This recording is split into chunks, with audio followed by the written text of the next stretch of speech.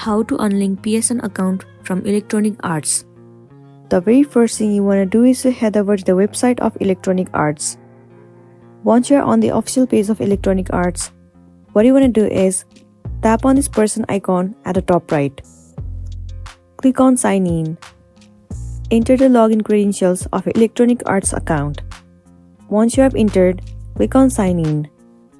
Once you are logged into your specific account, click on your profile at the top right. Move into Account Settings.